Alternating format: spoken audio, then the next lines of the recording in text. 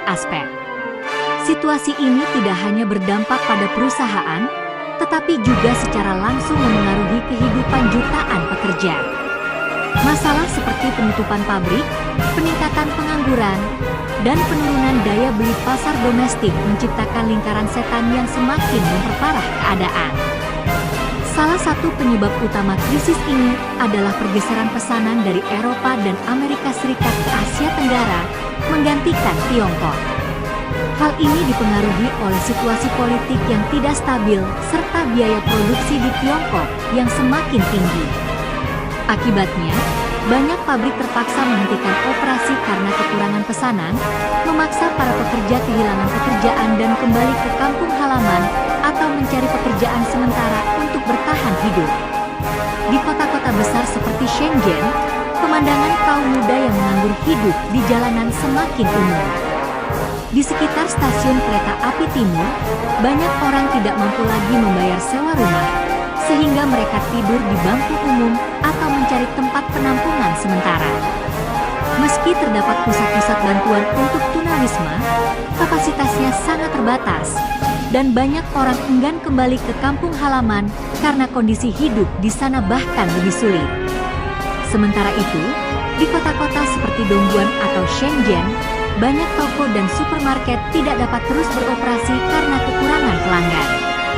Bahkan, beberapa supermarket yang baru buka beberapa bulan terpaksa tutup. Penurunan ini tidak hanya terbatas pada sektor retail, tetapi juga meluas ke industri utama seperti manufaktur sepatu di Guangdong, di mana 80 hingga 90% pabrik telah berhenti beroperasi dalam setahun terakhir. Pusat perbelanjaan yang dulunya ramai kini menjadi kawasan kosong tanpa pengunjung. Seorang blogger membandingkan situasi saat ini dengan masa-masa sulit dalam sejarah, menyatakan bahwa jika ekspor terus menurun, Tiongkok bisa kembali ke kondisi kemiskinan pada tahun 1960-an hingga 1970-an. Saat ini, sebagian besar pendapatan Tiongkok berasal dari ekspor, terutama ke Amerika Serikat. Meskipun data resmi menunjukkan bahwa perdagangan dengan Amerika Serikat hanya menyumbang 14% dari total ekspor, angka sebenarnya jauh lebih tinggi jika menghitung rute tidak langsung melalui Asia Tenggara dan Timur Tengah. Kemampuan konsumsi Amerika Serikat jauh melampaui Tiongkok, di mana populasi 300 juta orang Amerika hampir menyamai daya beli 4 miliar orang di Tiongkok. Kekuatan konsumsi ini menjadikan ketergantungan Tiongkok pada pasar Amerika semakin jelas. Penurunan ekonomi tidak hanya menyebabkan pengangguran dan kemiskinan, tetapi juga menimbulkan ketidakstabilan sosial. Insiden kekerasan, bunuh diri, dan bahkan tindakan kekerasan massal semakin meningkat.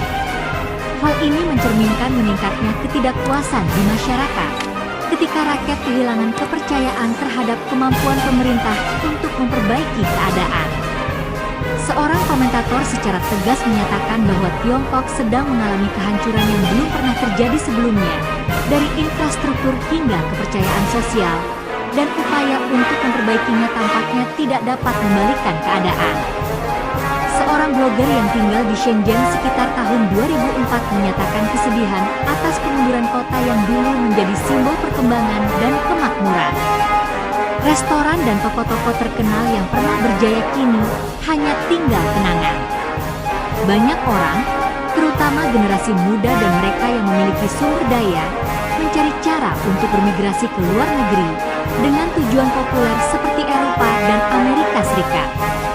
Secara keseluruhan, Tiongkok saat ini sedang menghadapi tsunami, ekonomi, dan sosial.